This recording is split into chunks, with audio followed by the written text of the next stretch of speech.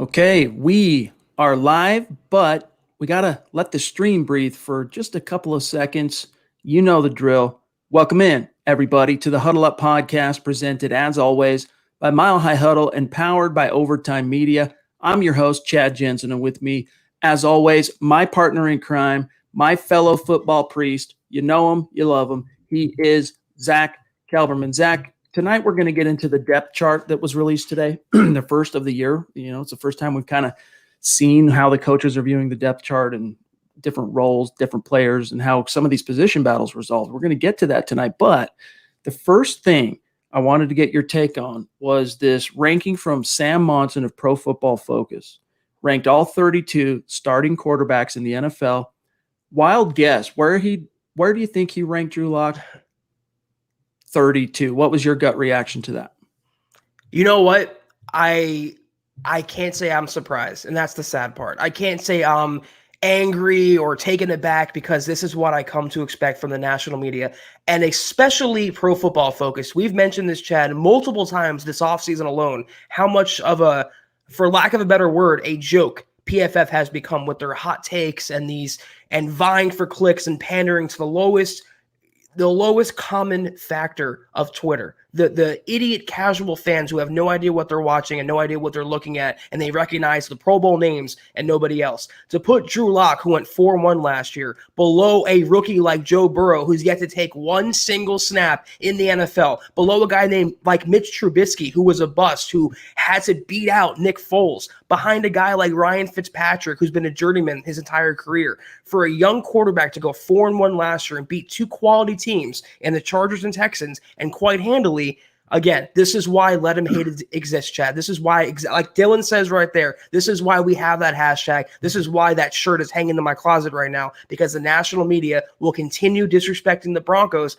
And I'm not mad. I actually, like I said, I encourage it. I want the disrespect to pile up. They can put it on their whiteboard, their bulletin board. They can keep it in their memory because like Sam Monson, like Nick Wright, like Adam Rank, they are all one by one going to be proven wrong this season, Chad. And I cannot wait to see the heaping feast of crow that will be taking place in 2020. The cognitive dissonance here is stunning because, as you said, I'm going to read the quote here from Monson. We're not going to spend too much time on this, but I'm going to read this actual clip, this quote from Monson. But he references, of course, the sample size. Well, again, how can you penalize a quarterback in the rankings based on sample size and then vault a different quarterback who's a rookie yet to step foot on an NFL field higher? It doesn't make any sense. And it kind of speaks again, and I go into this in the article at myhighhuddle.com, guys, go check it out, to the fact that for whatever reason, PFF is operating on some sort of a anti-lock bias. My own suspicion, Zach, is that it stems from two things. One, he wasn't a first-round pick. Two, whatever their pre-draft evaluation was of Lock, it wasn't good. Right. They didn't view him as a first-rounder. And when you get to that pivot point when the player proves you're wrong and you go, wow, he outkicked his coverage, he's better than I thought he was going to be. Instead of saying, you know, just falling on the sword, admitting that you were wrong and that this kid has impressed you and whatnot, they dig in deeper. And that's kind of what PFF has done. Here's Sam Monson's rationale for Drew Lock being ranked behind every fellow 2019 drafted quarterback and every other starting quarterback in the league. Quote, despite even less evidence of quality play than Dwayne Haskins, optimism surrounding Drew Lock seems to be far higher. Despite even less evidence of quality play than Haskins, give me a break. As rookies, Lock had fewer positively graded plays and big-time throws than Haskins, albeit on fewer snaps as a starter. He certainly flashed the potential to be good, but we just haven't seen enough to suggest that he belongs any higher than the worst in the NFL. The encouraging news is that Denver threw everything it had at the roster this offseason to surround Lock with the best possible supporting cast, so he will have a dramatically improved group of players to help him thrive in year two, close quote. Again, Zach, the cognitive dissonance here, it is stunning.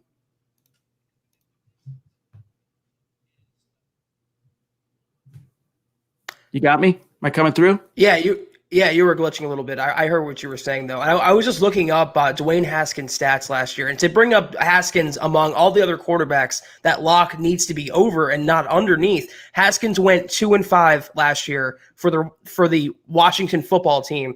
And you compare that to what Locke went last year, which was 4-1 for the Broncos. How was he a better quarterback? How could you look at those records and come away thinking that Locke doesn't have the higher ceiling? He also brought up the fact he doesn't make plays outside the pocket, where the stats literally prove that wrong. He made plays in every facet of the quarterback position last year, inside the pocket, outside the pocket, conventionally, unconventionally.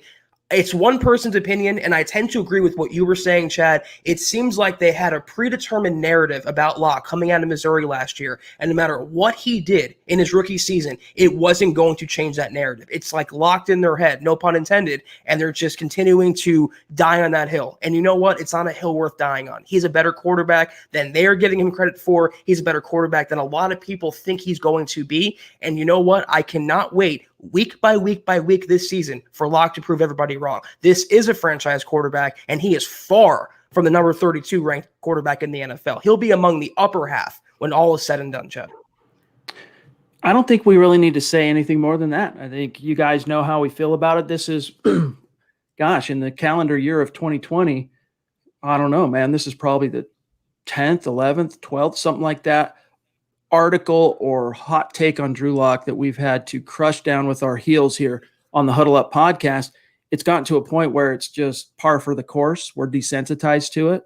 But as Zach pointed out, let him hate, man. It's all fuel for the fire. The chip on the shoulder only grows. And, you know, Drew Lock's still pissed off that he didn't get drafted in the first round, and he's out to prove everybody wrong. And it's going to be fun to see. Now, on one hand, look, I had a lot of people reach out to me on Twitter. You know, there's always the contrarian, right, that wants to, even Broncos fans that want to pick nits. I don't know why you're being so triggered over this PFF ranking. You know, I don't know why your response is so extreme. There is some truth in that. You know, maybe he doesn't deserve to be ranked higher because, let's face it, it was only 5 games. Totally missing the forest for the trees here with regard to Drew Lock, because this is a kid that in those 5 games outperformed so many players on this list. And even if we just keep it to the rookies, he outperformed Haskins. He outperformed Daniel Jones. You can make an argument about Gardner Minshew, and I'll listen to you. And you can make an argument about Kyler Murray, and I'll listen to you. But none of those quarterbacks that I just mentioned had the same type of galvanizing effect, the tide that raises all ships, than Drew Lock did on his team. And let's face it, last year, the 2019 Broncos, Zach, they were facing a dearth of talent. They didn't have much more to work with if you're Drew Lock than Dwayne Haskins in Washington or Kyler Murray in Arizona. I mean, all these teams, there's a reason they're drafting quarterbacks in the first round. You know, they're either in the midst of a rebuild or freshly starting a rebuild. And so the fact that, you know, this is something that our colleague Nick Kendall, bless his heart, he likes to challenge the notion that, you know, quarterback win percentage should have anything to do with quarterback evaluation. I think it's not necessarily the end all be all, but it's a factor. And if you can't recognize out there in the national landscape that Drew Lock, amongst all of his rookie peers at the very least, remove everybody else for now, had that effect more so on his team than any other, 4-1 as a starter compared to what did Kyler Murray, 16 starts, he won 5 games. We just looked into it. Gardner Minshew won 6 games, went 6-6 as a starter. Daniel Jones, I think he won 2 games, if I'm not mistaken. And Dwayne Haskins, I mean, it was just a crap show, Zach. You know what, to the people who say our reaction is over the top, it's like play stupid games, win stupid prizes. You come with an over-the-top take, you're going to get an over-the-top response. To put him at number 32 deserves to be shot down. And we all saw it last year. You mentioned the talent, Chad, the coaching. Who did he have to work with? He had a rookie coordinator. He had a rookie head coach. He had no real mentor in Joe Flacco. I mean, he had no real someone to lean on. He was on IR. He was coming in cold, and he still went 4-1, and he looked better in a smaller sample size than other quarterbacks did who were drafted higher than him in a bigger sample size. As long as you're an objective, unbiased football fan, if you turn on the tape from 2019, you come away thinking Locke has a future. To say number 32, that means he has no future. It means he's the bottom of the barrel, and he's just there. He is far from being just a jag, Chad. Listen, we're the first ones to admit he's not a Hall of Fame caliber prospect. He's not Aaron Rodgers or Patrick Mahomes, but he has the potential to be the best Broncos quarterback since Peyton Manning. Again, it's not saying much. They've been through a lot, the Broncos, and they're kind of being penalized through the national scope of failing with quarterbacks over and over and over again. They're thinking, okay, he's another Lynch, he's another Osweiler, he's another Flacco. They can't pick a quarterback, so why should Locke be any different? The difference is Locke is different. Locke will buck that trend, and that's what they're going to come to know in 2022. Can't wait to see it. We got Machiavelli, the GOAT. Been a minute, my friend, as he says here. Really appreciate that generosity. Yeah, that's amazing. Thank you. Chat. Thank you, my friend. You know, you're watching every single pod. He says, my guys, it's been a minute. I watch every pod. Good to hear, my friend. But it's just always better having you in the stream. He says, we finished 11-5, and Locke will finish as the 7th best quarterback in the league. Journalists and analysts are just being lazy. Yep. And I agree with that. I agree with that wholeheartedly. Machiavelli, I don't know exactly about the 7th best in the league. We'll see, but I think he'll be up there. I think he'll be in the top half of the league. And 7th, I mean, that's if Drew Lock finishes this season, Zach, as a top 15 quarterback, it probably means the Denver Broncos did a lot of good things on the field and stacked some W's in the standing. And by the way, again, Machiavelli, really appreciate that generosity in the super chat. Appreciate you, bro.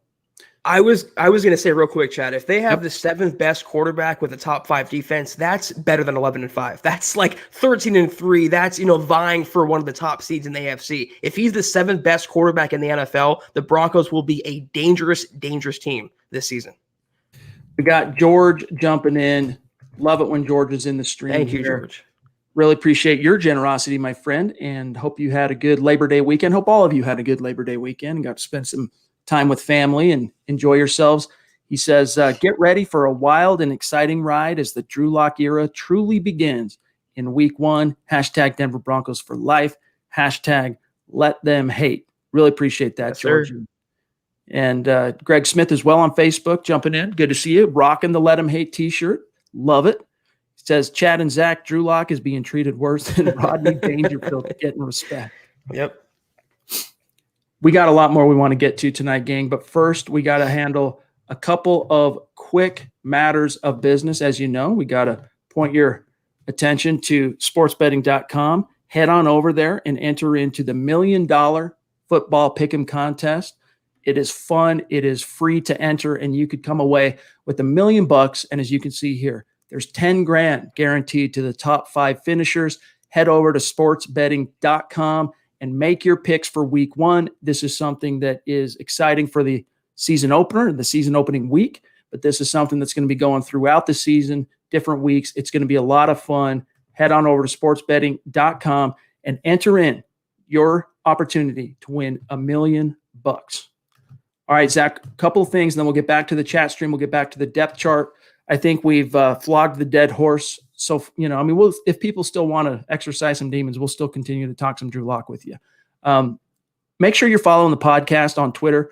This is especially crucial if you are among our Super Chat Superstar community. Follow us on Twitter. If you're new to Super Chat, still follow us on Twitter. We like to be able to tag our superstars after each podcast, shout you out, show some love at Huddle Up Pod. And then while you're at it, follow the main account at Mile High Huddle. You get those two followed on Twitter. You're not going to miss anything podcast related or as it relates to breaking Broncos news and analysis. And then a gentle reminder, gang, head on over to huddleuppod.com and get your swag on.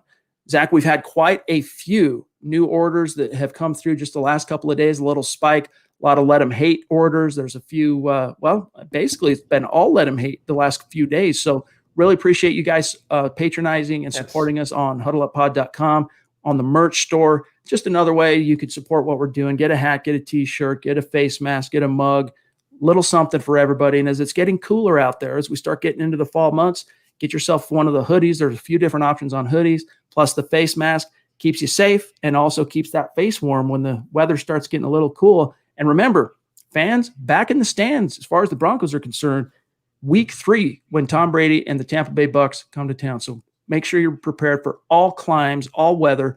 Head on over to huddleuppod.com. And if you're not in a position to patronize the merch store, it's all good. We're just happy to have you here with us. But we do ask, if you love what we're doing here, if you really appreciate the content we're bringing you on a daily basis, make sure you're subscribed, whatever platform you're enjoying this, whether it's live with us on YouTube or Facebook, if it's a podcast after the fact, just make sure you're subscribed so you're notified every time we upload and we go live. like this video, like this podcast episode, and share it out there. Those 3 things, each and every one of you can do, and it goes a long way towards supporting the cause here at MHH, helping us continue to grow. Shout out real quick here, Zach, to our – that's weird. It's not showing it. Oh, it's doing it in the ticker. That's right. I changed it to a ticker. Shout out to our Facebook supporters here. The names are – the list is continuing to grow. We've already kind of gotten past the point where we can name on the show each and every one of you. So we're going to go ahead and just have you in the ticker here. But big props, much love to you guys. If you're on Facebook, you want to become a supporter, just go to facebook.com/Mile High Huddle. You'll see the big blue button, become a supporter. Click that. Boom, you're in the fold. You're part of the family. And it's another way to support what we're doing here. All right, Zach, let's see. I want to grab this super chat from Mike before the stream jumps in. Mike Evans, consistent, one of the most consistent members of this community in terms of supporting what we do and active on super chat. And Mike, you know we appreciate you, bro. And yes. And we got to get you back on the show here in the very near future. Zach and I are dying to talk to you again. He says, I need your opinion. Do defensive coordinators have enough tape on Drew to make things difficult for him, or will the scheme and the talent overcome? You know, I think we're all, Zach, a little bit in the dark on this in terms of how much or how little NFL teams have intelligence-wise on Drew Lock. I think he did show some things in terms of tendencies that he put on tape last year. But as a defensive coordinator, you don't know how much to read into that because he was a rookie. You know, everything was still going a mile a minute for him. And you could tell clearly at times Rich Scangarello had really pared down some of the considerations. I wouldn't say he pared down the offense, but really, you know, coached him to be conservative in many ways. And you could really see that in those final 3 games of the season. But what's your answer for Mike here? You know what? In an offseason where there's no preseason or, lack of practices, teams and defensive coordinators actually do have some tape on Drew Lock, and they'll take that from last year. The thing is, though, he's a different quarterback in year 2. He has different coaching. He has different tendencies, to use your word, different nuances. He's working on his throwing mechanics. He's going to look like a more refined quarterback this year. And fortunately for Denver, that has been put on tape, so teams can't study that just yet. But as the season goes along, and that's something we touched on, is the Broncos might have some success early on, and then it's when coordinators and defenses start to adjust to Lock. How can he overcome that? Will he overcome that? Will he become better, or will he cave under the pressure? That's something I want to see as the season goes on. But in this type of offseason, you're looking at teams that are studying like we are. Training camp reports, tweets, videos. They're looking at every little tidbit they can get to glean some information on their opponents. And you know that teams are reading that Lock struggled in the scrimmage against the pass rush. He's had some interceptions in training camp. They're going to try to key on what they perceive his weaknesses to be. And it's up to the coaching staff, Pat Shurmur and Mike Shula, to either hide those weaknesses or turn them into strengths. And for what it's worth, Vic Fangio has let slip a few times since training camp started that they did carry over some of the things that Drew Lock liked from the Scangarello scheme to the Pat Shurmur scheme. How much and exactly what, we don't know. We'll be able to tell once we get some tape. But it'll be interesting to see exactly how much of Scangarello's philosophy gets woven into what they're doing here with Pat Shurmur. Let's grab David Kilgore, another one of our foundational members here in the community. Love the profile pic, as always, my friend. Same hat I'm rocking now, and he's got the MHH face mask. Love it, dude. Appreciate your generosity, as always, DK. Is our offense going to have any issues with the Titans' defense since they signed Jadeveon Clowney? Now, Zach, we kind of teased this on the way out the door last night on last night's stream. What's your answer for David Kilgore with, there's kind of a few things. The Titans are a little bit of a different team heading into week 1 than we had anticipated, and so are the Broncos with the loss of Todd Davis. Obviously, he's going to be a handful if he's on the field. I mean, it's no guarantee because he signed so late. He has to go through CV testing and learn the playbook and conditioning. He's been sitting on his behind for most of the offseason waiting for offers. He's not in game shape just yet. He might be on a pitch count against the Broncos, but even on that pitch count, he has the potential to wreck the game. It gives me the chills thinking about Clowney one-on-one versus Elijah Wilkinson. The Broncos, if he plays, they have to give him help with a tight end or a running back or chip him. They got to put someone on his side because it's not just Clowney on that defense, Chad. They have Jeffrey Simmons, they have Harold Landry, they have Vic Beasley. That's a very talented front seven, and Clowney just adds another level of explosion and playmaking ability to that. So they're going to have their hands full in passing mode. Against the run, they can wash them out of the play. But when Locke goes back to pass, Chad, they got to give Wilkinson and Bowles both a lot of help. I think he's going to play. I think they'll use him a lot to rush the passer, so that's going to be a concern. But I think you're right in that he's not going to be able to go straight from the street playing, 95% snaps like you might see Von Miller. They already, for what it's worth, though, they do have Jadeveon Clowney already listed as the number one player on his depth chart. Vic Beasley was basically demoted when Jadeveon Clowney was signed. So you've got some formidable pass rush here, not just Jeffrey Simmons, who's kind of the successor to Jarrell Casey in Tennessee, but you've got, as I mentioned, Beasley. Plus you got Harold Landry and now Clowney. So it's going to be a handful for this team. And that kind of ties in a little bit to the depth chart, the way it's shaken out heading into week one. We're going to get to that. But before we do, I want to grab BNS here. Really appreciate the super chat, my friend. Thank you. And he says, first live show in a minute with work and all. Understandable. Thanks for being with us, my friend. Offense and defense aside, what is the state of our special teams? I've literally heard zero on the subject. Yeah, it hasn't been talked about a lot because there haven't been the traditional reps in the preseason that you get to kind of start putting your finger on the pulse of how it's shaken out. All I've heard up to this point is that Sam Martin looks good as the punter. Brandon McManus is McManus. The question for me is punt and kick coverage. Can they tighten that up over the last couple of years under Tom McMahon? And can Deontay Spencer, to use Vic Fangio's verbiage, can he finally break one or two? Because he had some solid returns last year, but he just could never break the big one, take it to the house.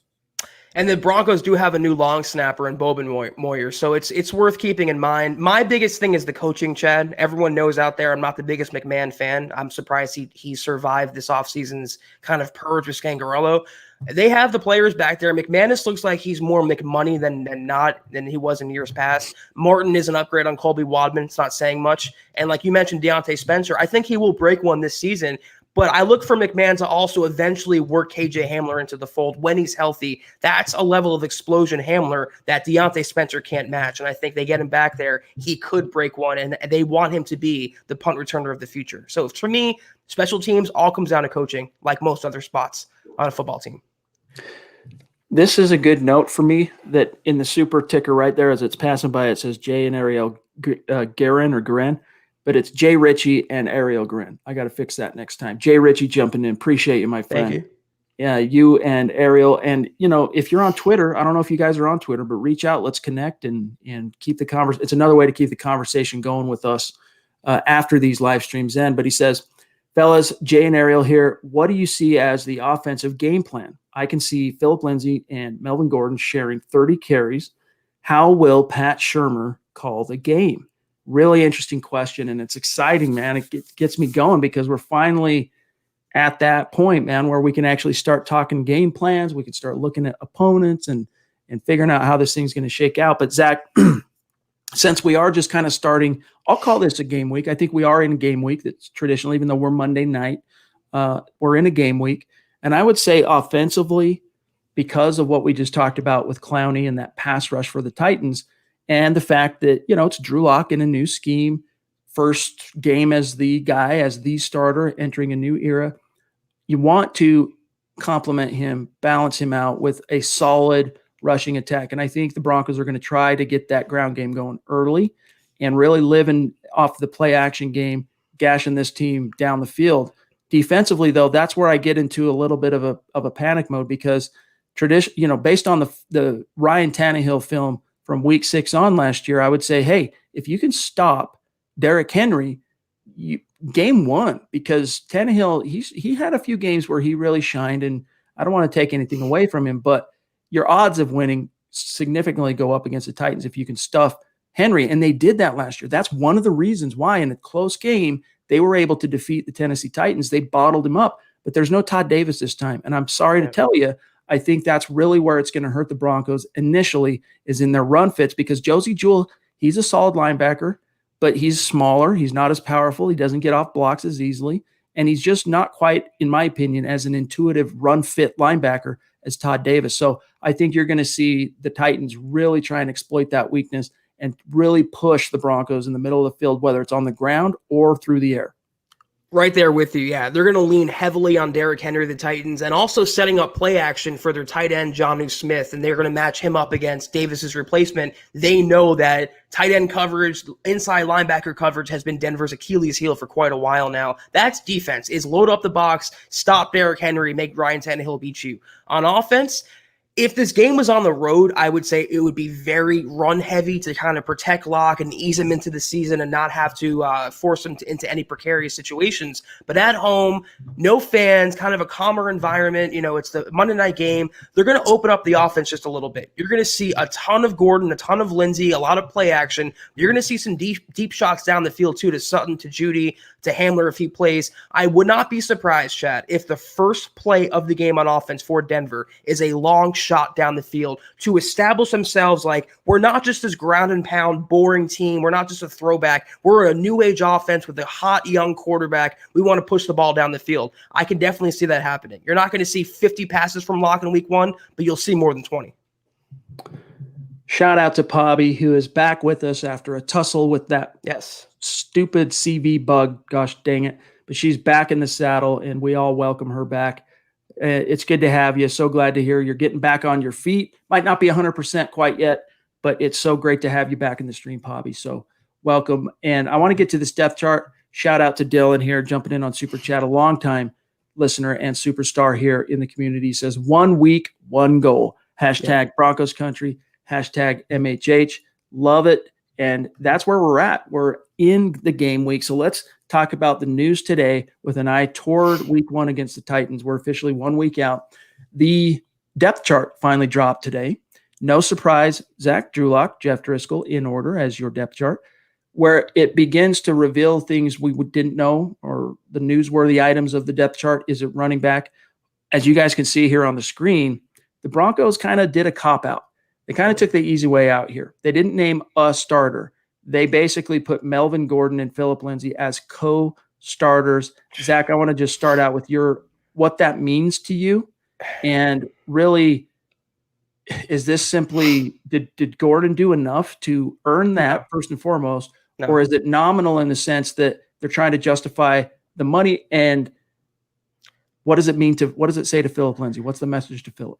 First of all, am I the only one? I cannot be the only one who hates the idea of co-starters. I just think it's lazy from a football team or from a depth chart purpose to not just list in order. It seems like they cut out 4th string and just 1, 2, and 3 now. I hate the idea of co-starters, but in this case, a tie is a win for Phillip Lindsay. If a guy making $750,000 can be in a 1A, 1B timeshare, if he's tied and a co-starter with a guy making $8 million, that's a win for the cheaper guy, the hungrier guy, the more motivated guy. Phillip Lindsay had an excellent, fantastic training camp. Melvin Gordon was kind of just there.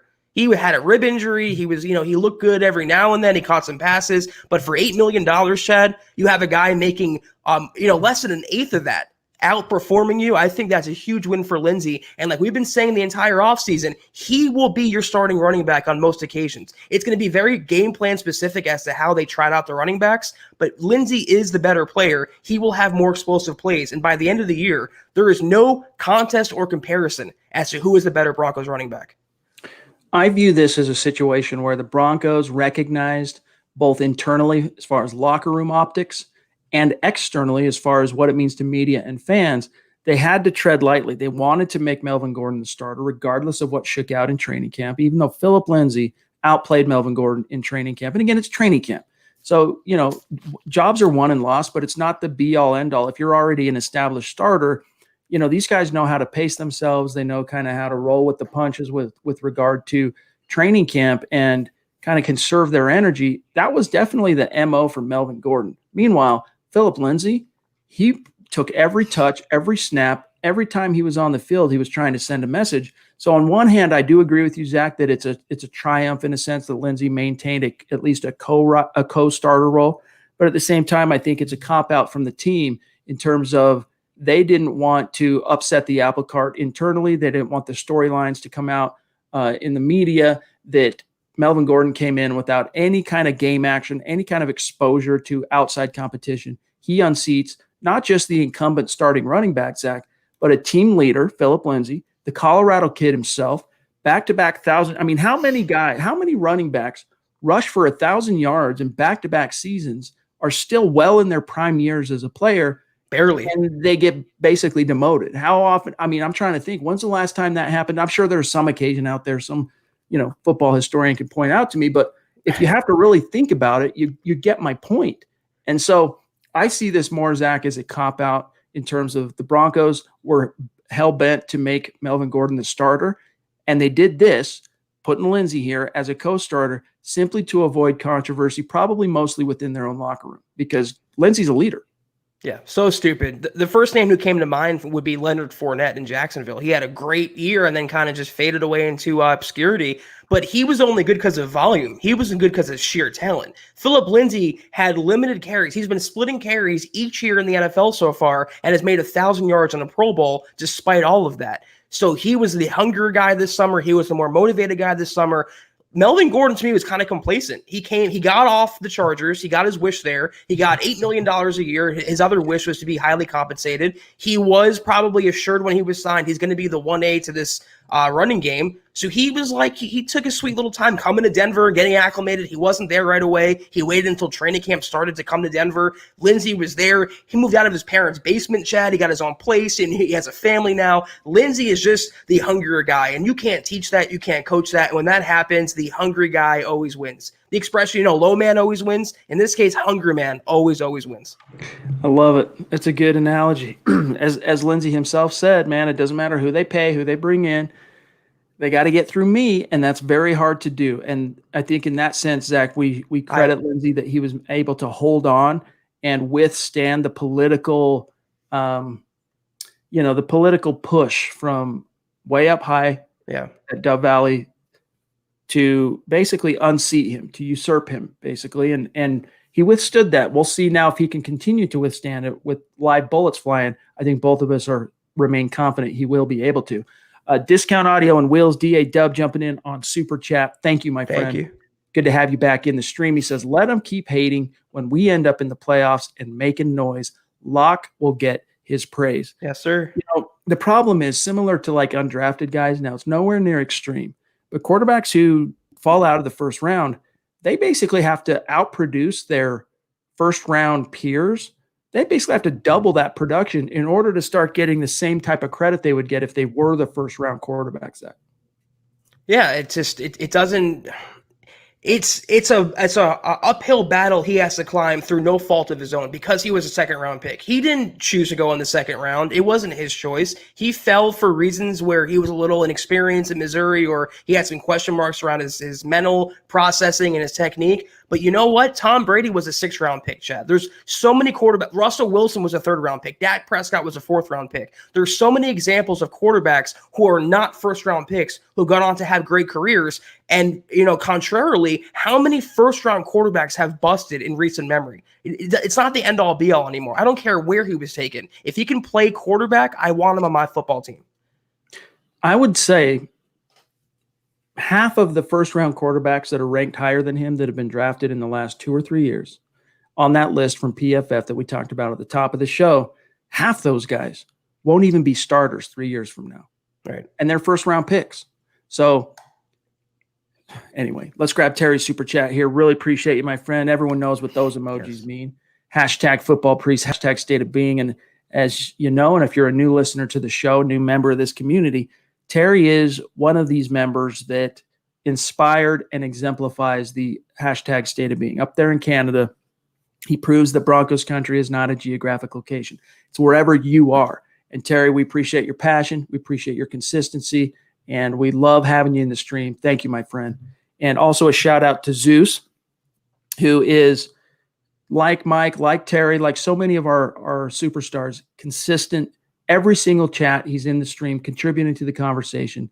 He's throwing down on Super Chat. He's supporting the cause. I love he's that. Sending us that we have, he sent us some mementos, some keepsakes that, I said this on Twitter today.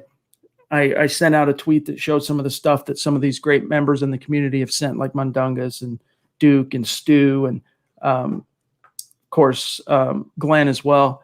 And I mentioned that, for Stu, he sent us some really cool mementos, keepsakes from United, from the airline that he works for. And if we packed up shop and called it quits tomorrow, Zach, on this podcast, which ain't going to happen, but if it did, these are things that both of us are going to treasure forever. We're going to value them and hold on to them and keep them and cherish them forever. And so, Stu, shout out to you, my friend. Really, really appreciate you, as always, my brother, and what you mean to this community. Yeah, I mean, I agree. They're right behind me on my bookshelf, and I don't just put them there for decoration. I put them there because I'm proud of them. I'm grateful for them, Stu, and everybody else, and Duke for the book. And we really do have the best fan base, Chad. We say it every pod. We're not grandstanding. We're not patting ourselves on the back. There's nothing self-serving with what we're saying here. We are legitimately so grateful and so blessed to have this platform, this community, and it's all owed to you guys. So thank you so much. BNS wants to know, hey, Priest, season record put aside, would a 2-2 start to the season be acceptable? Let's look at it. Tennessee, conference foe, playoff team. Week 2, Pittsburgh with a conference foe with a healthy Ben Roethlisberger. Week 3, out of conference opponent, Tom Brady and the Bucs. I'm trying to remember who's week 4 now. I just had the Broncos schedule. Hold on, this is going to bother me. All of a sudden that escaped me. 1 second here. Let me pull it up because I want to be right on this. Okay, that's right. The Jets. So would 2-2 be acceptable, Zach? I think it would be acceptable. I think 3-1 is what would get everybody excited. Yeah. Yeah, I'm not really interested in breaking up the record by quarters because I want to see what happens in the second quarter of the season, the third quarter, the fourth quarter. And sometimes teams can start slow and finish really strong, and vice versa, start out strong and finish really, really slow. I'd rather it be the former for the Broncos. If they have a slower start, they work out the kinks over the duration of the year and get hot at the right time, which is, late December, late November, or somewhere around then for the playoff push. But they have a tough – it's not easy, Chad. The Jets are kind of a gimme, even though no team's a gimme in the NFL. The Bucs are beatable with Brady. The Steelers are going to be good this year, but you never know with Big Ben. The Titans should be a winnable game for the Broncos. But no, surefire W's in there, Chad. They're going to have to battle for every game. 2-2 should be the worst they go, though. If they went 1-3, that'd be a little – my hand would be hovering over the panic button. A little bit. But let's not forget, before you start dismissing the Jets – there's that emotional component with Adam Gase. And the last time the Broncos traveled to take on the Jets, they got punched in the mouth and embarrassed on the road. So, and don't forget Joe Flacco. That's right. That's right. Okay, so we have Ariel, I think then, right? Because she's saying here on Super Chat, thank you for the donation. Yes. P.S. It's not the Little Mermaid pronunciation. So the Little Mermaid would be Ariel. So I'm guessing then Ariel, right? Question. Confirm for me, Ariel, if I'm getting that right, because these things are important to me. Question, who will be the fantasy stud of week 1? Is it Sutton, is it Fant, or is it Judy? Of those 3, Zach, Sutton. You think Sutton? He's the target hog. I mean, Jerry Jeudy could be, but he's not established yet. And the Broncos in week 1, they're going to lean on the guys they can trust. That's the running game, and that's the future all-pro receiver, the bona fide top 10 guy in the NFL in Courtland Sutton. So out of those 3, Locke's going to look for Sutton. That connection has been dynamite this summer, Chad, and it's going to continue into the regular season. Buy high on Courtland Sutton. All right. I do not disagree, although I think you're going to see a red zone touchdown for Noah Fant, for what it's worth.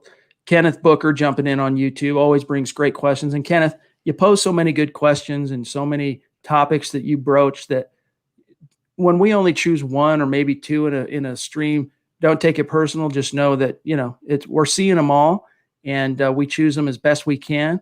He says, does it upset you when national journalists only cover the big name players and do zero homework on the rest of the league? Yeah. And that's one of the things too, though, Zach, is with regard to the hate on Drew Lock, these people should know better. Like, he is a big enough name. He's the starting quarterback of one of the greatest franchises in NFL history. And it's not like he just kind of came in, even think back to 2017.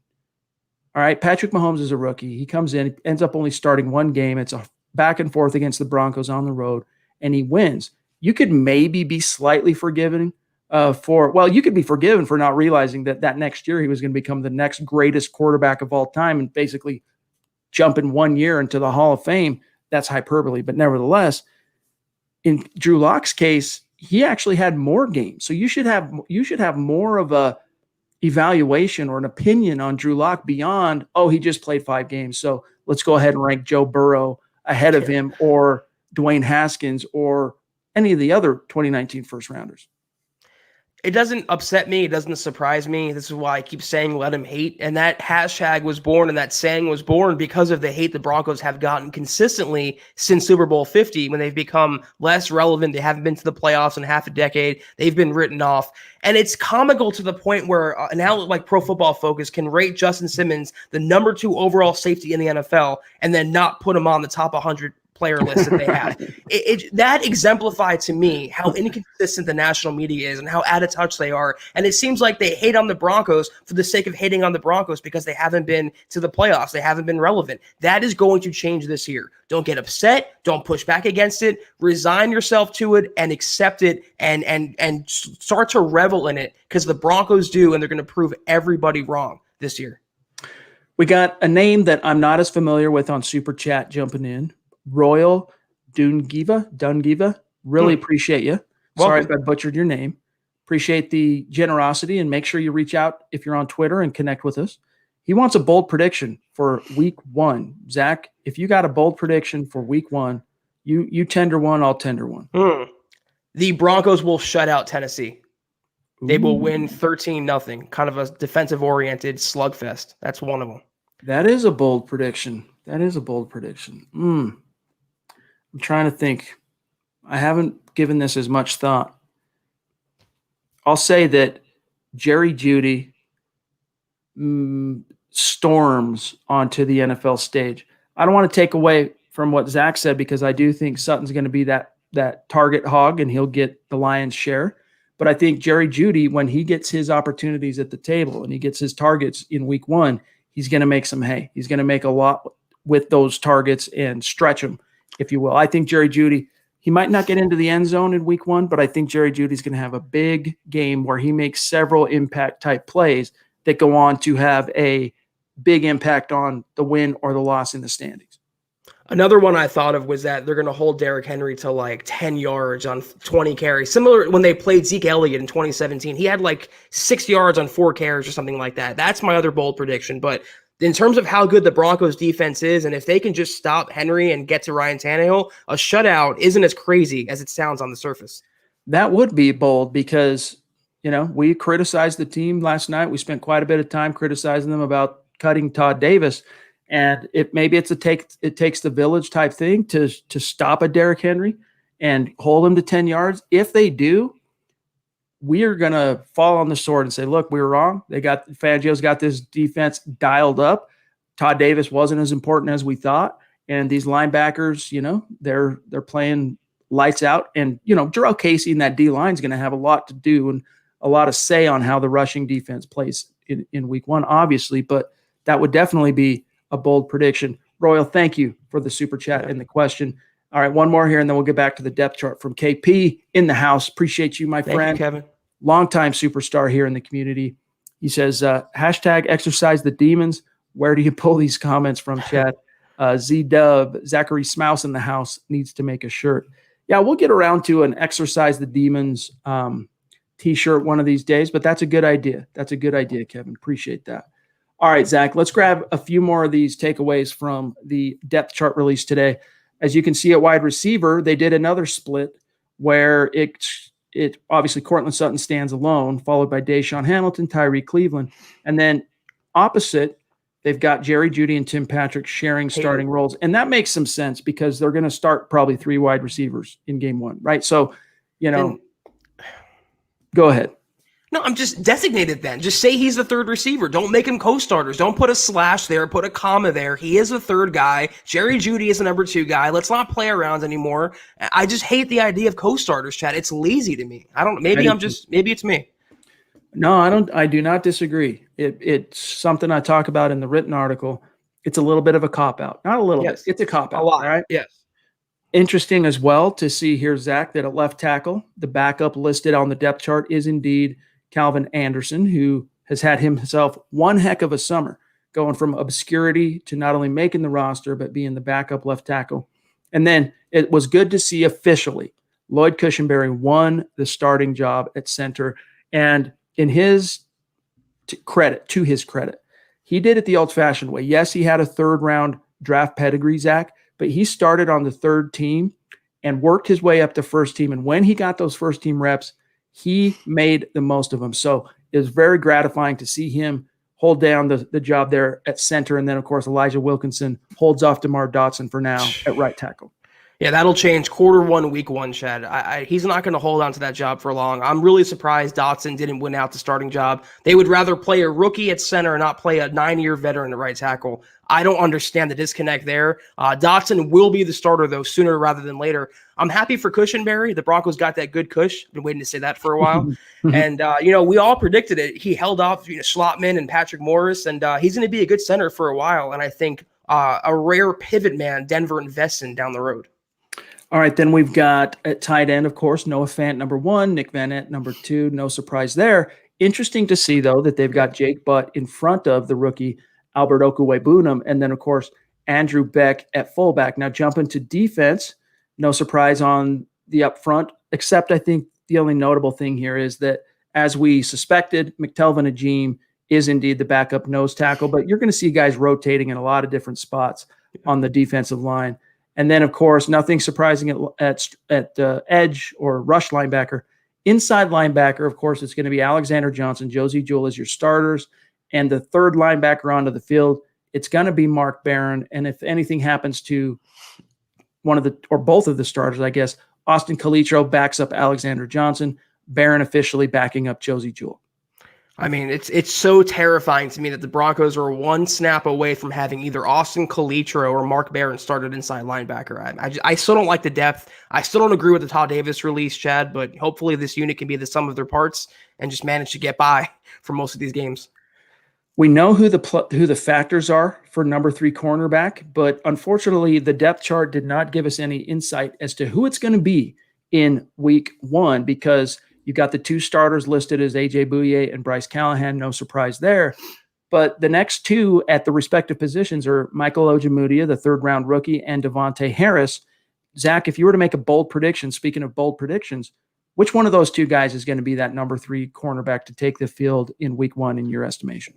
We said it yesterday. It has to be Devontae Harris because he's at least more veteran. He's more experienced than Michael Ojemudia. I think he will be the 3rd cornerback. I just hate, though, seeing Duke Dawson there and not Devontae Bosby, another move that I'm not crazy about. I mean, Duke Dawson, I guess his versatility at safety and cornerback is appealing. He's not a better corner, though, than Devontae Bosby. But, we'll have to see how that kind of plays out. Yep, they've got him doing holding down some dual duties, cornerback and safety. We'll see. I just haven't been impressed yet with Duke Dawson as a Bronco. Same. Maybe this is the year that he kind of shakes that. All right, special teams, no surprise on who the specialists are. But when we get to kick returner again, it's all Deontay Spencer. But what I thought was interesting here, the backup kick returner, or who's going to also be out there on the field with him because you have 2 guys lined up deep, Tyree Cleveland. And then at punt returner, if something were to happen to Deontay, it's Bryce Callahan. I was surprised to see that. He of the bum foot who missed the entire year last year. They're gonna make him, and not your 2nd-round receiver who drew comparisons to Deshaun Jackson. That's what I don't understand. So we'll have to hope that there's no injuries to that level of the team, Chad. That's all I can say. So I guess what we got in terms of resolution on the position battles in terms of who was going to emerge on top. The big takeaways at running back, they copped out, listed both Gordon and Lindsay as the starter. And then also at right tackle, we learned that Wilkinson, who Fangio kept saying, Zach, it's his job to lose. It's his job to lose. He hasn't lost it quite yet. But as I say in the written piece, I think this is a position that they're going to be watching very, very closely. If there's any signs that Drew Lock is going to get destroyed off the right edge, which I don't want to say that – I don't want to predict that's going to happen. But if the best predictor of future behavior is past behavior – Zach, what we saw from Elijah Wilkinson last year at right tackle was not pretty. All right, 10 sacks he allowed, 6 penalties. So why they're not trying to improve that with a more proven veteran who's got at least experience, I don't understand out of the gates. Maybe that's them also trusting the quarterback a little bit, Zach, because Drew Lock proved, as we've talked about on this show before, in that 5-game sample size, to be the toughest quarterback in the NFL, to sack, even tougher than Patrick Mahomes and Deshaun Watson and some of the great mobile playmakers.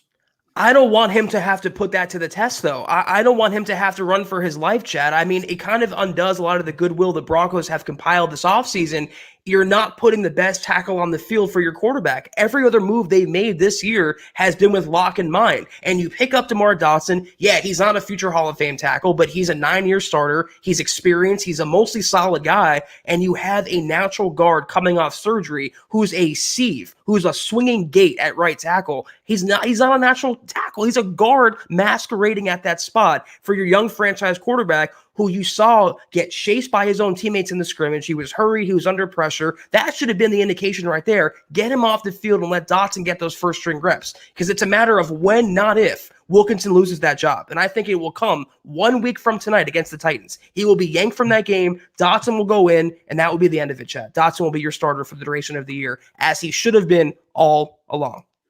I hope that's how it shakes out. Honestly, I really do, because look, Elijah Wilkinson, he's a great try-hard guy. You know, he's going to get out there and give you his best effort, and he'll stop the gap, and he'll do what he can, but he belongs on the inside, and those feet are just too slow moving. He's got power, he's got strength, he's strong, but he lacks that twitch and the foot speed to contend with the Jadeveon Clowneys on the edge and the Vic Beasleys. I mean, remember what Vic Beasley did to Ty Sambrailo? Sambrailo was a significantly more gifted athlete in terms of just raw, pure athleticism, twitchiness. You know, not to say he was the most athletic tackle of all time, don't get me wrong, but compared to Elijah Wilkinson, night and day in terms of athletic propensity, and he got tuned up. I mean, he single-handedly allowed Vic Beasley to make the Pro Bowl that year. That's what I worry about with Elijah Wilkinson. And Glenn, by the way, he wants to know if we're going to, he says, are we going to be seeing a Chad, Zach, and Beast cutout at the stadium in week 1? Hashtag cut it out. That'd Hashtag be cool. MHH. For those of you who might have missed it, the Broncos are offering fans the opportunity to purchase a cutout of yourself to be placed in the stands for week 1. And we haven't considered that quite yet, Glenn, as a podcast, but we'll take it under consideration. Good idea. Mark Langley in the house. Been a minute since we've seen Mark, and love you, my friend. It's not the same when you're not in the chat stream. You know that. Appreciate your generosity and support as always. He says, just wanted to say, what's up? This is for KR, referencing last night. And by the way, we found out from Christy what happened, the way her connection just ended. She's in California. That's not a secret. She's in California, and they've been dealing with these rolling blackouts. Her power just went out. Boom, just like that. So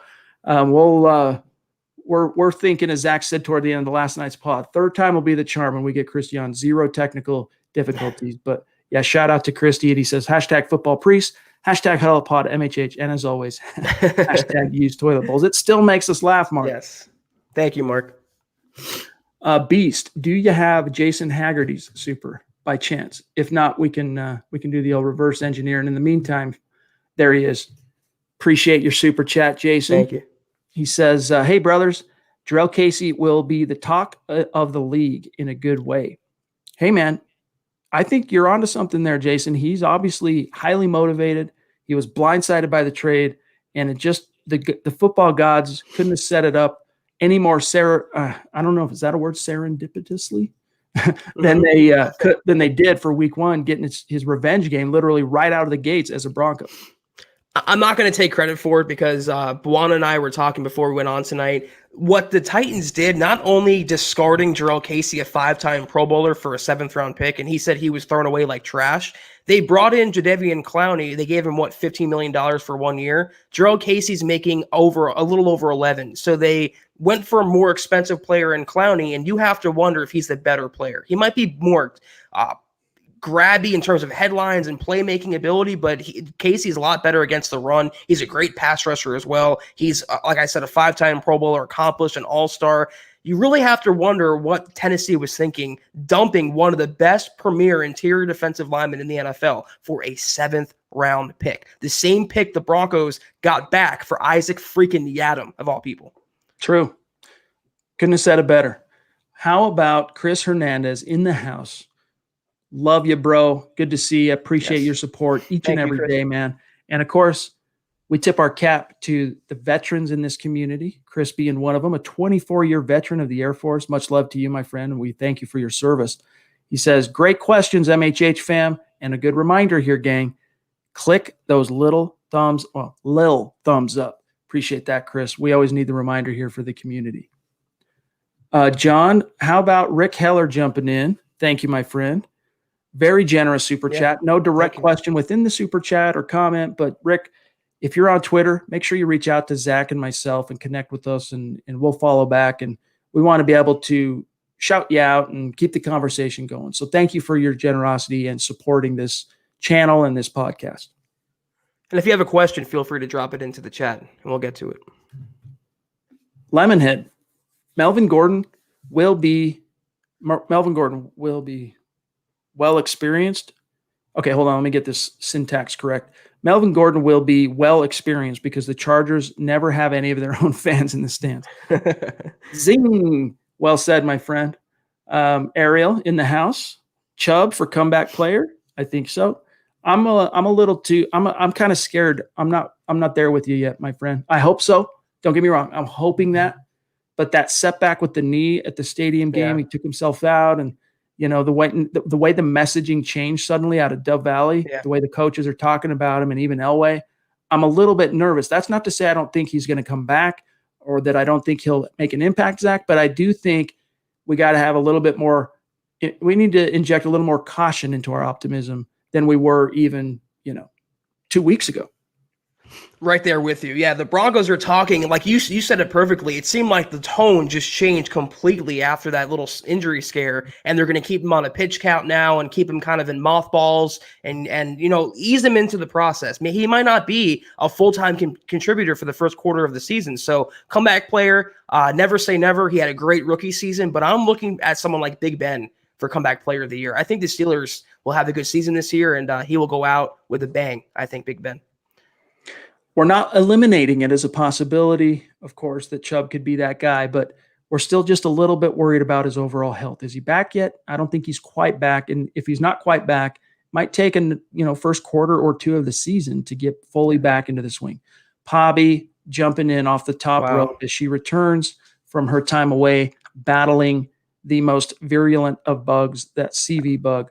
Just, you don't have to do that, my friend. And we just know that it means a lot to us that you support these podcasts and this channel and the MHH the way that you do, not just on YouTube, but you support us on Facebook and every which way possible. And I hope as bad as that stay was, of course, no one wants a hospital stay, gosh dang it. But I hope you were able to see through that outreach, people reaching out to you from the community, how much you mean to everybody here. Yeah, hopefully you're feeling better, Pobby, and this donation and this generosity right now, considering what you're going through, is absolutely incredible. We genuinely, though, hope that you're feeling better. You're on the mend right now. We saw the statement that you put out. It was very touching and very nice of you, and we're so happy to have you in the community. Just hopefully your health is feeling better. That's the most important. This is just a podcast. It's just football. As long as you're feeling better, that's what we care about. Amen. Dennis Woods jumping in as well. Appreciate that generosity. Dennis, another one of our really, podcast in, podcast out, consistent superstars. Appreciate you, my friend. He says, happy Labor Day, Broncos country. I can't believe Wilkinson will start over Dotson. I'm betting Dotson will get more snaps in game 1 and start game 2. Have you decided about streaming during or after the game? # state of being. And as you guys know, Dennis is in Michigan. Thank you, Dennis, for the super chat. And we haven't decided 100%. We're definitely going to stream after the game. You're always going to get a gut reaction from this podcast after every single Bronco game. We're not 100% sure yet if we're going to stream during week 1 because, there's just a lot going on with it being the first game of the year. It's a doubleheader. It's late. We'll see. But, Zach, I think we just got to let everyone know we're still deciding on that. And if we do make the decision to do it, we will be sure to let everybody know well ahead of time heading into the weekend. Probably we'll try and have a decision for you by Thursday. It's a shame there was no preseason because we wanted to test it out then. And, we had the scrimmage that really didn't work out. We wanted to get this off the ground. We want to try it. But like Chad said, week 1, Monday night, the late game might be a little too inopportune. But sometime during the season, I think we're going to try it out streaming during the game. But as you guys know, right after, look for us, give our gut reactions, our most fiery pod, I think, Chad, of the entire calendar year. Amen. Jeff C. jumping in on Super Chat. Appreciate you, bro. He says, Kelberman is a co-starter with Jensen. Don't forget to add that to the depth chart. Amen, bro. I feel Derrick Henry is going to run over Josie Jewell, #Broncos West, #lock era. That's our fear. I mean, we talked about it last night. It would be great if the Fangio defense, if he finds a way scheme-wise to shut down Derrick Henry, but I would be lying to you if I didn't admit my misgivings that taking your best run defending linebacker out of the equation when you have the reigning rushing champ coming to town, I can't imagine that's going to have no effect. It's going to have some kind of an impact on how this game shakes out. I'm really glad you said that because I was thinking of this earlier in the pod tonight and I wanted to say it. The release of Todd Davis will either have a galvanizing effect for the Broncos. They're going to either rally around his release and stop the rushing champ and stop Derrick Henry, or it's going to have the opposite where they're going to be kind of forlorn and kind of pissed off, similar to how they reacted in 2017 after they released TJ Ward. They did not like that move at all. It wasn't well received by the fan base, by the locker room, and I think the same thing could be applied to the Davis release. So they're either going to do really well against Derrick Henry or they're going to get their behinds blown off against Derrick Henry. So it's either or on Monday night.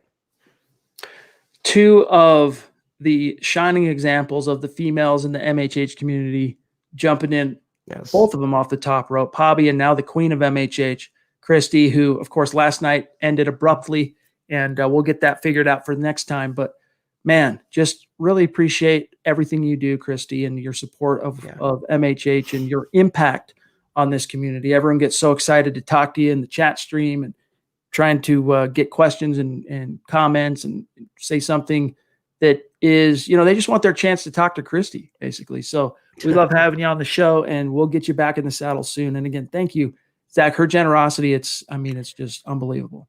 It really is. And, we feel bad about the technical issues, but we will for sure get you back on for a third time. And like Chad said, even going back to the old Facebook Live days, 24/7 days, Christy, you've been just an OG day one ride or die, and we cannot appreciate you any more than we do. So thank you so much. She says, first of all, she sent some love, some orange colored love. I agree about not having a set starter, kind of lazy, but in a way, I think Fangio is using this type of situation to help push guys to be better, healthy competition. Thanks, guys. Could be. I mean, I'll tell you one thing she's right about no matter what.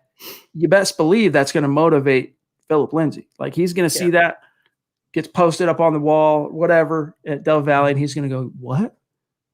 This dude that spent a quarter of the training camp on the sideline with ribs beat me out after I dominated? No. I'm going to have to go prove this out on the grass. Right. So I think it will have a galvanizing effect on Philip Lindsay. I am curious to see what it'll do for Melvin Gordon. I also agree with Christy that it's definitely lazy. The players don't glean anything from that. It actually sends the wrong message. It sends confusion, and I think the players like to know where they stand. It's like in high school where they audition for a play and they would post a list on the door, and everyone runs to the door to see if they made the cut. You won't see maybe on that list. You either make it or you don't. You're either your starter or the backup. So I think, like you said, it's going to send the right message to some people like Philip Lindsay, but other players are going to be like, what's going on? Who's where? What are we doing right now? Black Knight 232 jumping in on Super Chat. Appreciate you, my friend. Another OG. Been with us a long time. He says, bold prediction. We trade for a right tackle this week. Zach, that is bold, but maybe not so bold because Mike Kliss hinted last week after Davis was cut and Kalitro was acquired via trade that after talking with Elway, he wouldn't be surprised if there was one more wow trade. And if you're looking at it trying to predict, they've kind of churned quite a bit at linebacker. So the next big hole that probably could use some help is tackle. I mean, first of all, though, any guy they acquire would have to go through CV testing and learn the playbook. He wouldn't play week one either way. And the Broncos just signed a 9-year starter, and they're not even playing him at tackle. So I don't see them picking up an additional guy when they already have some guys on the depth chart. They like some in-house guys. They have some guys from the practice squad they can promote. I don't see a trade for a lineman coming, especially not this week. Kenneth Booker, last quote, he says, why do they play with Drew Lock's help by signing subpar talent? At tackle, it only takes one hit to knock your QB out. That's what I'm saying. That's exactly our point, my friend. Thank you for the question and the point. Jay Ritchie jumping back in. Really appreciate you, Thank you, Jay. And Ariel. Guys, help me understand. Our franchise is riding on lock, yet we haven't allocated the right funds to right tackle. Why not sign a respectable right tackle? Zach, here's the bone I'll pick. Jay, love you, appreciate you. But here's where I might try to broaden your perspective a little bit. The Broncos dumped 52 million into Juwan James. Lemon. They couldn't have foreseen CV coming, the word that shall go unmentioned, in 2020. No one saw that coming. And then when it came, I mean, I guess you could probably try and anticipate that if anyone was going to opt out, it was going to be Juwan James. Yeah, right. But when he did that, Zach, he really put this team in a pickle. And, they could have moved quicker to go sign earlier in the offseason to go get a Jason Peters or some of the other guys that were available, including Dotson. But they ended up waiting, and their option is Dotson. The question we have here, Zach, is why, if you go out and sign the guy to come in and be your help and bolster the unit, why isn't he playing? Why is he not playing? He's an 11-year vet. I don't understand, and that's why it undoes a lot of what the Broncos were aiming for this year. And I got to give Denver credit. Every move they made, from coaching to personnel to the draft to free agency, it was with Locke in mind. And that's what you have to do, is build around a potential franchise quarterback. But the last piece of that puzzle was solving right tackle. You solve left tackle, you're going with Bowles. You got a center, you got a right guard. But to bring in DeMar Dotson off the street, as much as we want to, bash Juwan James for opting out, yeah, it wasn't a great move, and he kind of just collected his money and dipped on the Broncos, but they still had adequate time to replace him. And it's up to the Broncos to put the best 53 on the field. So you can only blame James for so much. They went out and signed DeMar Dotson, but they're playing Wilkinson over him right now. That's an Elway and Fangio error. You can't blame Juwan James for that. I don't know what the thinking is. It's going to take a big sack on Locke, or God forbid an injury on Drew Lock, to get DeMar Dotson into the game. And I do not agree with that in the slightest, Chad. Knock on wood. Enoch Ching jumping in on Super Chat, another newer name I don't recognize on Super. Welcome. So welcome, and thank you, Enoch. If you're on Twitter, be sure to reach out to us and connect so we can shout you out after tonight's show. How many sacks until Dotson gets named the starter? Kind of hammering on that same theme. I mean, I think if Drew Lock is constantly harassed off the right side like he was in the first stadium scrimmage, it probably will happen by week 2. But I don't know. I mean, they've stuck with Wilkinson against what we've seen as an obvious answer here from the outside looking in, that Dotson should have already been. I mean, even though, here's the problem. It was his job to lose Wilkinson, Zach, but the problem is Dotson, in his limited first-team reps, he didn't get anywhere near as many opportunities with the ones as Wilkinson did, but he didn't knock it out of the park when he did get those first-team reps. And so the Broncos for now are just hedging with the guy they're a lot more comfortable and knowledgeable with, and I don't think that's the wisest decision. You kind of got to bank on the fact that, look, this guy's an 8-year starter. He's started at right tackle for the last 8 years. Let's put our faith in the fact that he has that experience, Zach. I'm right there with you. I don't think it would take even a sack. I think if he's consistently hurried and the Broncos, let's say they go to halftime and the game's still within reach, or they're leading by a field goal or losing by a field goal, and Wilkinson is struggling bad, I could see them pulling him then and not risking an injury or risking a loss. It's not going to take much. The Broncos aren't stupid either completely for having Wilkinson out there. They know his deficiencies, and they know his ceiling, which isn't very high. As soon as he starts to struggle, I think he's going to be yanked in favor of DeMar Dotson. The question is, though, what if Dotson doesn't do well? Then what do they do? Then where do they go? It's a whole other conundrum. Enter Calvin Anderson, I guess, and hope for the best. I don't know. 4 more Super Chats, gang. We're getting a little bit long here. 4 more, and then we got to get out for tonight. Another new name to Super Chat, Gavin Holvik. Appreciate you. Welcome, Gavin. Be sure to connect with us on Twitter. Again, same message for you, my friend. What do you feel like we need the most, and how would we be able to get them? Love y'all. Much respect. What do you feel like we need the most? I mean, we've kind of been hammering on it, but the problem is we feel like there is at least an upgrade solution on the roster, but the Broncos aren't playing Dotson.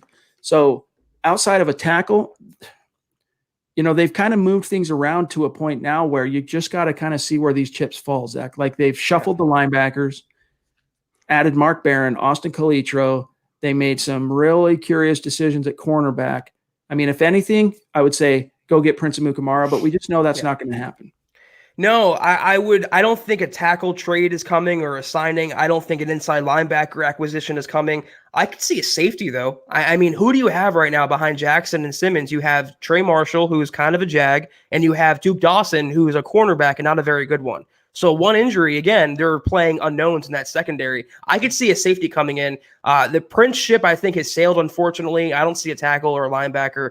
Don't look for the Broncos to be very active. I think they're really happy with their week 1 squad. After that, they'll start to look at the free agent market and go from there. Yeah, at a certain point, they have to see how these moves they've made come out in the wash. I mean, you're constantly trying to improve the roster, but how do you know if you improved it or not if you don't see it in action? Right. And there just hasn't been the games yet. So some of this stuff, the Broncos will be in a holding pattern for a week or two until they see some of these positions resolve on the field. Ron Dubb jumping in, bona fide superstar, longtime listener. Appreciate you. Always bring really good questions too, Zach. He says, hey guys, after Justin Simmons is signed, who do you think will be the next player signed to a long-term deal? What other player do you foresee having contention with Elway on another deal? Basically, any player, Zach, who is going to push for a max contract is going to butt up against a problem with John Elway. That's just the way it is. Does Von Miller get that record-setting deal if he isn't the Super Bowl 50 MVP? I'm not sure that he does, and I hate saying that, but all we can go off of is all the other decisions he's made to provide context. And so who do you think will be the next player signed? Well, he was 2016? Who in the 2017 class? Is it going to be Walker? Is it going to be Bowles? If there's anyone from 2017, it'll be Bowles, and I don't see it necessarily happening yet. I don't see it. So I would say Sutton, 2018, and with that 2018 class, there's quite a few guys there that are going to be eligible and pushing for an extension. Yeah, I don't think Chubb is worthy of that just yet. He has to prove his health first. He had a great rookie year, but obviously he's still very much recovering from that injury. Cortland Sutton is the no-brainer candidate there, Chad. Locke is a little premature to give him a contract extension. Noah Fant. And you look at the offensive pieces, they don't really have to invest in anyone just yet. The simple, plain, obvious answer here is Sutton, and his deal will be very well-deserved. If he gets it. Amen. And thanks again, Ron. Your consistency every time you're in the stream, man, it just, trust me, we appreciate you. Z-Dub, the designer of the very shirt that he is sporting in his YouTube profile pic, the Mile High Huddle, Let Them Hate t-shirt. Zachary Smouse in the house. Appreciate you, my friend. Thank you. He says, remember, guys, the Titans haven't been practicing at altitude, and that's always something that, it's usually a factor in the second half of games. So if the Broncos can put some points on the board early and then wear them down in the second half on the ground, that could end up being a advantage for the Denver Broncos.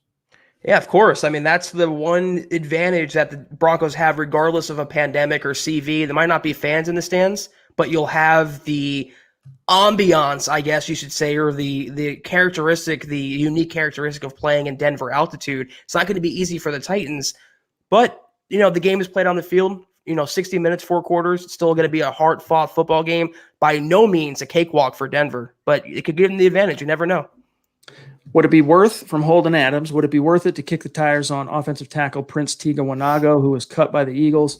I know Eric Trickle talked a little bit about him in one of his articles over the weekend of waiver wire potential, interesting players on the wire. I don't think he comes in and upgrades anything. Maybe you bring him in and replace Quinn Bailey with him, but the Broncos are comfortable with Quinn, and they're comfortable with Jake Rogers. I don't think you would bring in Prince to replace Calvin Anderson by any stretch. Bring him in to do what? Not play him? They brought in DeMar Dotson, and he's on the bench right now behind a natural guard playing right tackle. So I don't see any more tackle moves for Denver. So many new Super Chat superstars on tonight's podcast. We love seeing it. Yeah. We appreciate you guys so much. We got Spartan 2492 on YouTube jumping in. Really generous. Thank you, my friend. Welcome. And welcome. Make sure if you're on Twitter, you reach out and connect with us. We want to shout you out after the show. How's it going, Mile High Huddle? I've been listening to you guys for over a year. I like hearing you guys on the podcast. Question: do you think Philip Lindsay will break for another 1,000-yard season? I think he's going to be close. I still am a little bit cautious in that, only because I know how motivated this team is to get something out of Melvin Gordon. Yeah. They paid him so much money that they're going to push that envelope. And how much is that going to affect Lindsay? My hope here, Zach, is that we get more of the 2018 version of Lindsay, where he is used somewhat more sparingly, not sparingly, but more sparingly, so that his bang for buck ratio goes through the roof, and you see a lot more of those big splash plays and long runs and big touchdowns. And if that happens, Zach, then he very well could, even at a slightly reduced touch ratio from last year, get to that 1,000 yards. But we just don't know yet. We got to see how this comes out on the field, at least for one game, maybe two. Here's another bold take. Melvin Gordon goes down with an injury or aggravates that rib injury. Philip Lindsay takes over and never loses that starting job and then goes on to have another 1,000-yard season. That is not that unrealistic. It's not that implausible. That could happen. Gordon's already injured. Lindsay's already motivated. If, though, Gordon stays healthy, all things being equal, he'll be, like Chad said, maybe 850, 900 yards, but you'll see more of those explosive plays. And yes, including through the air, him catching passes and making yards and touchdowns from that will happen as well. Lindsay will be an integral dynamite piece of the Broncos offense this season, as he usually is. Parting thought from Greg Smith on Facebook. Chad, Zach, just going to let you know right now, every time Drew Lock drops back to pass, I'm going to be holding my breath with Wilkinson at right tackle. You and me both. We feel you, my friend. We feel you. Again, thank you to all of our superstars. Mile high salute to our Super Chat superstars, Yes, also our Facebook supporters. And if you're among the newer superstars like Gavin here, welcome and thank you. Make sure you reach out again on Twitter. I'm going to hammer that one last time. But gang, Zach, tonight was such a on-fire chat. So many good topics, so many questions, so many people both on Facebook, YouTube, Periscope. It was happening tonight. Thank you guys for spending some time with us here on your Labor Day evening to talk some Broncos. But we got to dip. We got to get out of here for now. We're off tomorrow night, Tuesday. But remember, it's Mile High Huddle. You got a podcast 7 days a week from the 6 to 7 o'clock hour. And you'll have Building the Broncos tomorrow night with Nick Kendall and Carl Dummler. Then Zach and I will be back in the saddle Wednesday night, 6 p.m. Mountain, 8 p.m. Eastern. And Zach, any parting thoughts on the fantasy football situation and let everybody know what we got cooking? Yes, I did create what is now a 14-team league. It could be expanded to 16 or 18 if we need it, but it's filling up fast. Anyone who wants to play, who's inquired about that, be sure to drop your email to me on Twitter, DM, or reply to the comment. I have a tweet up right now. But when it fills up, Chad and I were thinking, I started one league. And I think what we're going to do, if we have the interest, is start another league on top of that Chad's going to run. Might be a little smaller, but we're going to get all of our Super Chat superstars, all of the podcast listener, anyone who wants to play, hit us up, let us know. The draft, the first one, my league, will be Wednesday night after the pod. So Wednesday night, 10 o'clock Eastern. Should be a good time for everyone. But if you want to play, be sure to hit us up. The spots are filling up fast. It's first come, first serve. Let us know. Yeah, and it'll work the same. If we end up splitting it into two leagues, we'll do the drafts back to back. And I guess we can actually do them the same time, because if Zach's in one league, I'm in another, we can do the drafts at the same time. So it would be immediately following Wednesday night's live stream. So reach out to us. Let us know you're running out of time in terms of deciding on that. But as Zach said, you've got the call to action. Hit us up if you want to participate. We're only a couple of days away. In the meantime, gang, make sure you're following the podcast on Twitter at HuddleUpPod, also at Mile High Huddle. Do not forget, and this is important, this is crucial, gang, to head on over to sportsbetting.com and enter into the $1 Million Football Pick'em. I'm telling you, it's fun. You'll also get to see what the spreads are against each week one game, 16 games this week. So head on over to sportsbetting.com, enter into the $1 Million Pick'em. And then we'll be back tomorrow or Wednesday night. And then tomorrow you got Building the Broncos. Don't forget. So Zach, have a great start to your week, my friend. And we'll talk Wednesday. You too, Chad. And guess what? We are almost to the minute, 1 week away from the Broncos kicking off against the Tennessee Titans, and the Broncos starting 1-0 in their journey back to the postseason. Amen. It's almost here, gang. We're there. We're in game week. Follow Zack Kelberman, my partner, last thing, on Twitter, at Kelberman NFL, myself, at Chad and Jensen. And we're out of here, gang. Have a great night. Happy Labor Day to everybody. Enjoy what remains of it, and we will talk to you again Wednesday night.